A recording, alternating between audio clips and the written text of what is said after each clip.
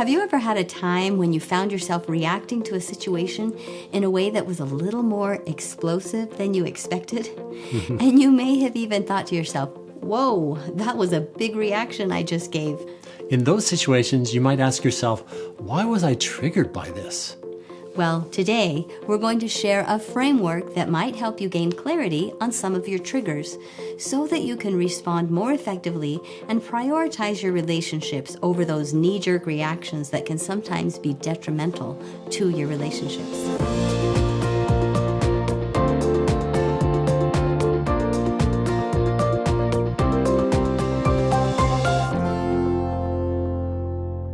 Hello, everyone. Welcome back to another episode of I Thrive at Life with Teresa and Rick Starr.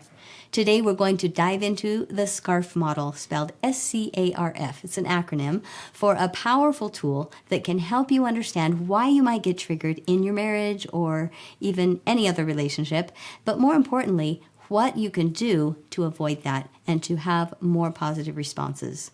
The SCARF model, developed by neuroscientist David Rock, explains 5 key domains that can affect our interactions and trigger strong emotional responses.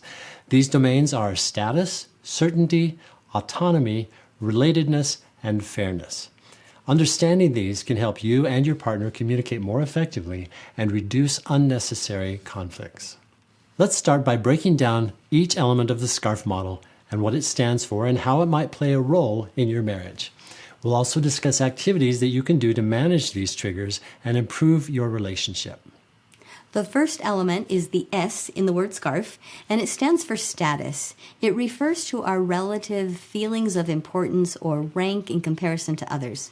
Now, in a marriage, this could manifest as feelings of being undervalued or underappreciated, especially if one partner feels that their contributions aren't recognized.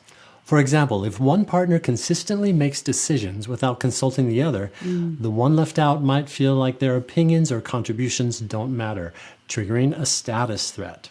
So here's an activity to address status concerns, and that is to practice regular appreciation. Set aside time each week to acknowledge your partner's efforts and contributions. This could be as simple as saying, I really appreciate how you handled the situation with the kids. Thank you. Or thank you for taking care of dinner tonight. This helps to reaffirm each other's value in the relationship. Another activity is to have a monthly validation session where you both highlight what you admire and appreciate about each other. All right, so the C in SCARF stands for certainty. Certainty relates to our need to be able to predict the future and have clarity in our lives. Now, we're not always going to know what the future brings, but definitely we do want to be able to somewhat predict what's ahead. And in a marriage, uncertainty can cause stress and anxiety, especially when it comes to important decisions or changes. For instance, if one partner frequently changes plans or is unpredictable in their actions, it can create a sense of instability, leading to feelings of insecurity and frustration.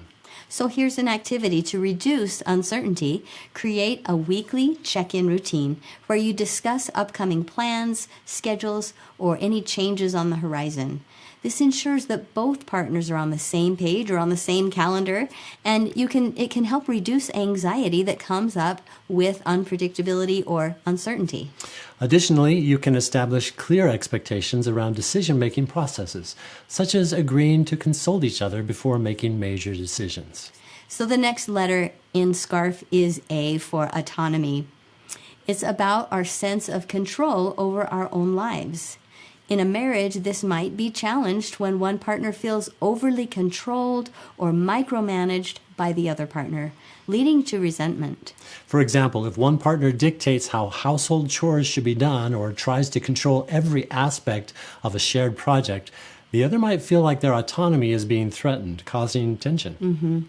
Here's an activity. To foster autonomy, agree on areas where each partner can make independent decisions without needing to consult each other. For instance, you might decide that each partner can choose how they want to handle their own work or hobbies without interference. I've heard it where one partner says, okay, I'll do the yard work this week or this month, and you do the inside work, and then maybe next month we'll switch, or maybe we won't switch. But they agree on the area that they want to be in charge of, and then they don't step over each other's bounds. They might need to communicate their personal thoughts and feelings, but they don't dictate. They allow the other person to have that autonomy. So here's another activity to practice autonomy. You want to have autonomy days where each partner takes a day to focus on their personal interests or activities, allowing for individual freedom while respecting the relationship. So for example, Rick really loves to come home from his day job and practice guitar. And I really want to see him and talk to him. And so we try to find a balance in that where he can have that time, and he needs that time to unwind and play his guitar and just kind of feel like he's filled up his cup for the evening. So, but I also value our time together and talking about the day. So sometimes it's a balancing act. Yeah, definitely. I want to make sure that we check all the boxes, but always with you being the most important. Oh, thank you. That's nice. So let's go on to segment number 5 in the SCARF model. That's the R. Relatedness, which refers to our sense of connection and belonging.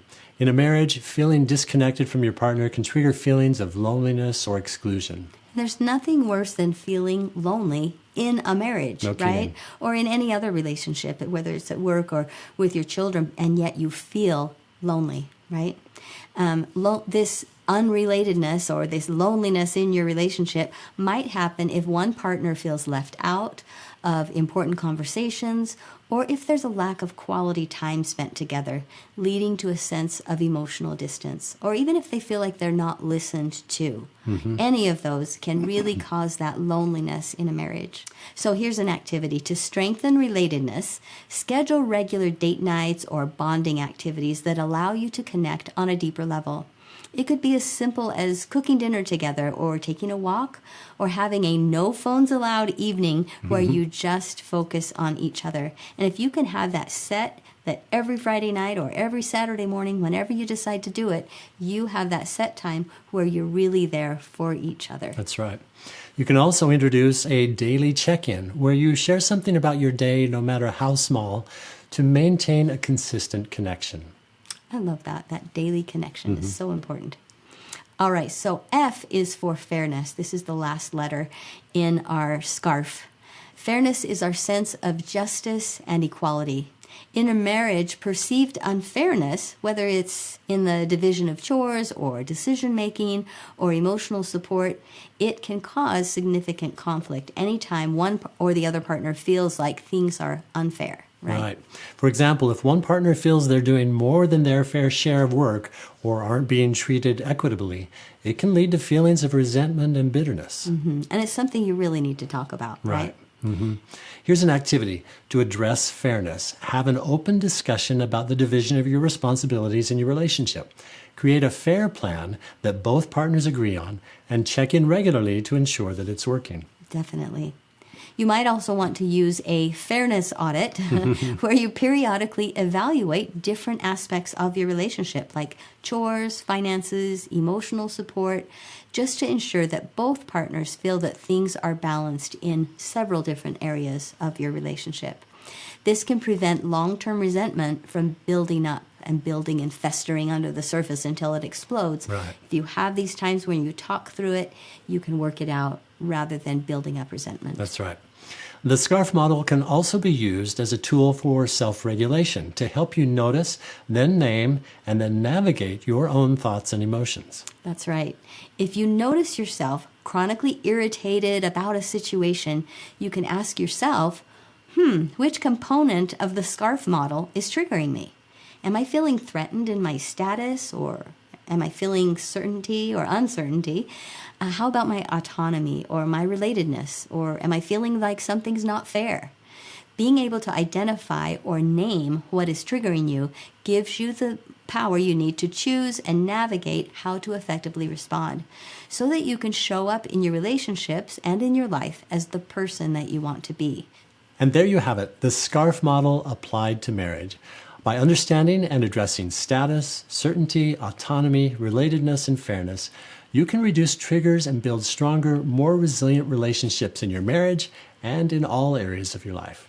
We encourage you to try out the activities that we've discussed today.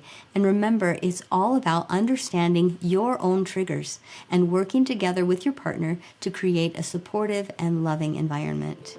Thanks for joining us on this episode of I Thrive at Life. We hope you found these insights and activities helpful. Don't forget to subscribe, leave a review, and share this episode with others who might benefit from the SCARF model. Until next time, don't get scarfed. Keep thriving. And remember, we're all human, right? That's right. And you've got this. Have a great day. Bye-bye. Bye-bye.